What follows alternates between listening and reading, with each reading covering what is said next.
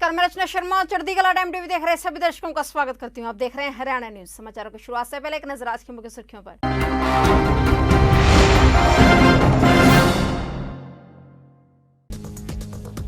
CM Khattar के साथ बदसलूकी का मामला, विक्रम मजीठिया समेत अकाली दल के 9 विधायकों पर केस।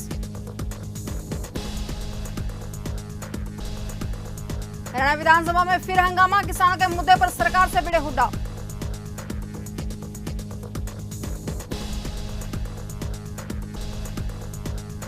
नहीं मान रहे किसान, अब टिकरी बॉर्डर पर बना पक्का मीटिंग हॉल।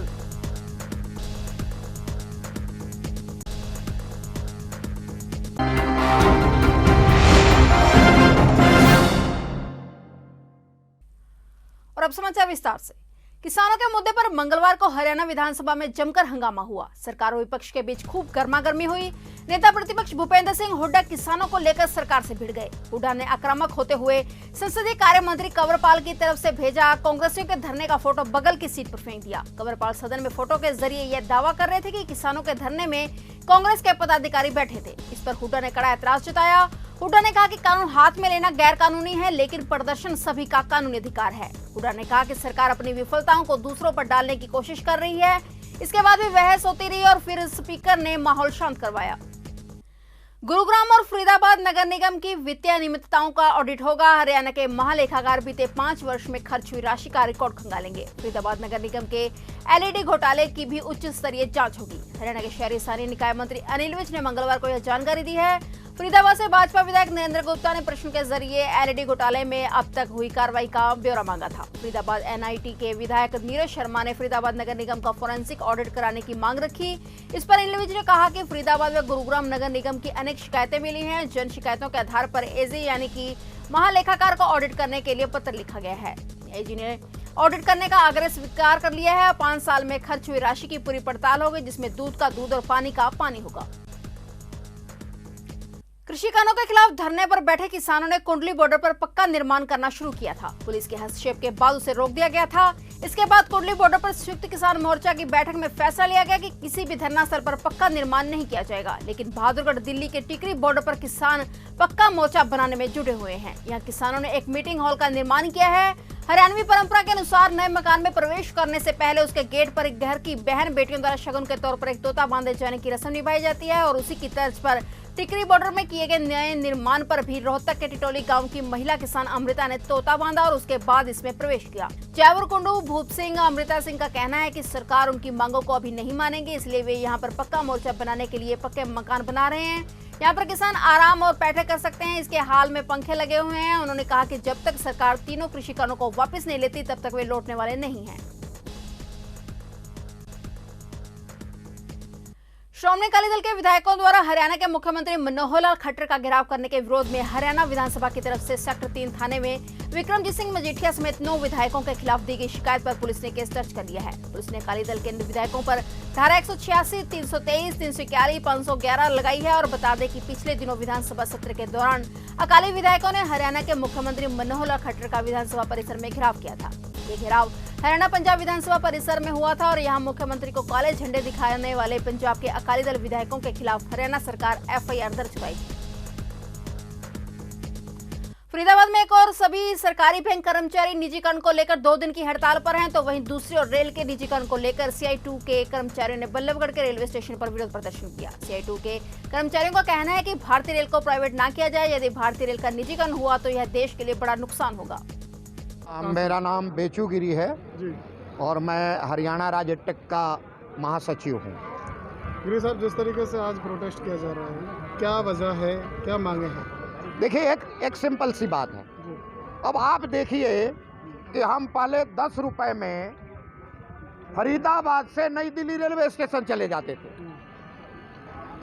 इसको सिर्फ प्लेटफार्म के दर्शन करने के लिए 50 रुपया कर दिया। एक सिंपल सी बात मैं कह रहा हूँ कि जब आप प्लेटफार्म पे जाओगे तो 50 रुपया दो जी। अरे 11 रुपया में तो इस देश के लोग बड़े बड़े मंदिरों में घुस के भगवान के दर्शन कर लेते हैं। तुम प्लेटफार्म के दर्शन करने के लिए 50 रुपया ले रहे हो। दूसरी बात यह है कि आकाश बेच दिया, एयर इंडिया को बेच दिया, पताल बेच दिया, खदानें सारी की सारी प्राइवेट सेक्टर में डाल दी, BSNL का को खत्म कर दिया। जो एयर था विदाउट वायर था उसको बेच दिया, सरकारी कारखाने सारे बेच दिए, चाहे वो IDPL हो, चाहे वो दवाइयों की कंपनियां हो, भारत हैवी इलेक्ट्रिकल लिमिटेड हो, चाहे वो हमारे आयुध कारखाने हो, मतलब जो भी चीज़ है ले दे के बची थी किसानों की ज़मीन। अब ज़मीन भी पूंजीपतियों को बेचना शुरू कर दिया। ये सारा का सारा प्राइवेटाइजेशन की एक क्रिया है। एक और चीज़ मैं बता दूं कि मंडियां खत्म करने का किसान तो बर्बाद होगा।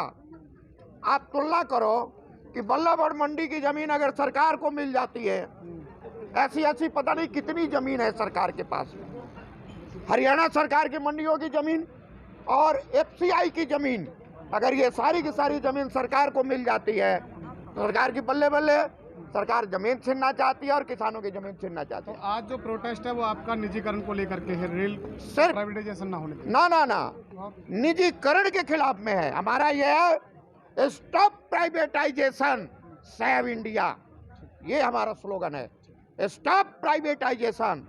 हरियाणा में भी कोरोना अपने पांव पसारता जा रहा है, जिसके चलते खट्टर सरकार द्वारा जरूरी गाइडलाइंस भी जारी की गई हैं। कोरोना के बढ़ते मामलों को देखते हुए निसिंग क्षेत्र के रंजीत नगर के राजकीय स्कूल में अभिभावकों को बच्चों की सुरक्षा को लेकर मास्टर महेंद्र सिंह ने बताया कि बच्चे मुंह पर मास्क लगाकर रखें और बार बार सैनिटाइजर का प्रयोग करें ताकि संक्रमण से बचा जा सके। सर क्या कहना चाहेंगे जो आज रंजीत नगर में प्रोग्राम, इसके बारे में क्या कहना चाहेंगे? ये सरकार कहते भी हेल्प अस टू हेल्प, हमें अपनी मदद करनी और दूसरों को बचाना है। छींकते हुए खांसते हुए 1 मीटर 3 फीट की डिस्टेंस से उसको रखना।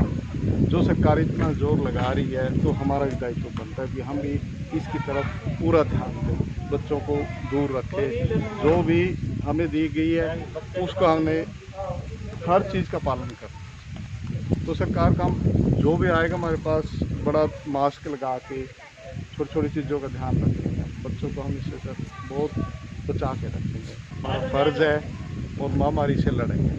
देश भर में निजीकरण के विरोध में बैंक कर्मचारियों ने 2 दिन की हड़ताल की हुई है और इस हड़ताल का असर देश भर के लोगों पर हुआ है। इसी कड़ी में निसिंग क्षेत्र के बैंक बंद होने से उपभोक्ताओं को भारी परेशानी का सामना करना पड़ रहा है। उपभोक्ताओं के जरूरी काम भी रुक गए हैं। इतना ही नहीं, छोटे दुकानदारों और व्यापारियों का कारोबार भी इस हड़ताल से प्रभावित हुआ है।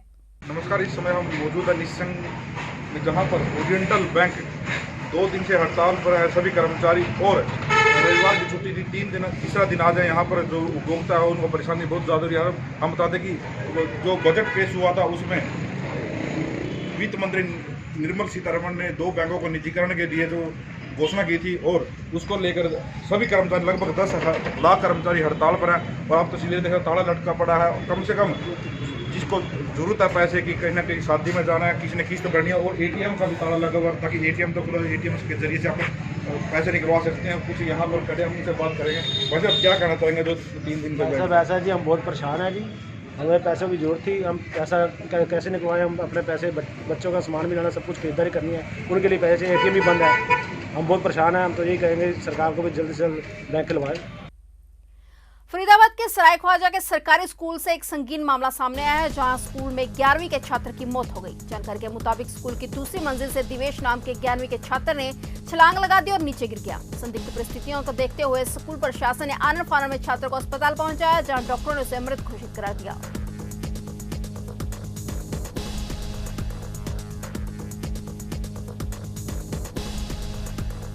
एकदम से धमाका हुआ तो स्क्रीनिंग थोड़ी सी दूरी पे हो रही थी बच्चों की, तो एकदम धमाका होते ही टीचर्स ने देखा कि बच्चा नीचे गिरा हुआ है।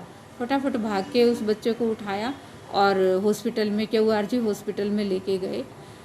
अब हम नहीं कह सकते कि क्या परिस्थिति थी क्या नहीं। फरीदाबाद में 2 दिन पहले नौकरानी से मारपीट और बेटी के साथ छेड़छाड़ करने के मामले का खुलासा होने के बाद भले ही पुलिस ने आरोपी के खिलाफ मामला दर्ज कर लिया हो, लेकिन आरोपी की अभी भी गिरफ्तारी नहीं हो पाई है। जिसके चलते आरोपी की गिरफ्तारी की मांग को लेकर जब पीड़िता पुलिस कमिश्नर कार्यालय पहुंची तो पहले से ही कमिश्नर कार्यालय में मौजूद आरोपी पक्ष की महिलाओं और पीड़ित पक्ष की महिलाओं में जमकर आरोप प्रत्यारोप को लेकर बहस शुरू हो गई। इसके बाद पुलिस ने दोनों पक्षों की महिलाओं को कमिश्नर कार्यालय से बाहर कर दिया और पीड़ित पक्ष की पुलिस कमिश्नर से मुलाकात करवाई गई। इसके बाद पुलिस कमिश्नर ने पीड़ितों को आरोपी की गिरफ्तारी का आश्वासन दिया, लेकिन पीड़िता ने चेतावनी देते हुए कहा है कि अगर आरोपी की जल्द गिरफ्तारी नहीं हुई तो मां बेटी कमिश्नर कार्यालय के बाहर ही आत्महत्या कर लेंगी। से मिले थे, उन्होंने क्या बात? उन्होंने आश्वासन दिया है कि 4 इंक्वायरी हो जाए, इंक्वायरी होने के बाद हम गिरफ्तार करवाएंगे उनको। लेकिन अभी तक 3 दिन हो गया, 3 दिन हो गया, अभी तक गिरफ्तार नहीं हुआ है वो, और ऐसे घूम रहा है, हमें धमकियाँ मिल रही है। कौन दे रहा है? कौन दे? मतलब मुझे क्या पता, उनके ही तो बंदे होंगे। अभी हम माँ बेटी रास्ते में आ रहे थे पैदल, तो 4-5 आदमी आके कह रहे हैं कि अभी भी मौका है, अभी भी तुम लोग केस वापस ले लो। अभी सीपी साहब से मिले हो, क्या आश्वासन मिला पुलिस की तरफ से? उनसे ये मिला है कि हम इंक्वायरी करने के बाद आपका, अगर वो उसने गुनाह किया है तो उसको सजा मिलेगी। तो क्या आपको संतुष्टि है कि जल्दी गिरफ्तारी हो सकती है? बिल्कुल संतुष्टि तो है, लेकिन हम यहीं बैठे रहेंगे जब जाएंगे जब उसकी गिरफ्तारी होगी। अभी कमिश्नर साहब से मिलने के बाद आश्वासन मिला है, तो अभी आपके आगे की क्या कार्रवाई रहेगी? हमें तो यही है कि आज अगर गिरफ्तार नहीं हो तो मेरी बेटी और मैं यहीं पे फांसी लगा के मरेंगे।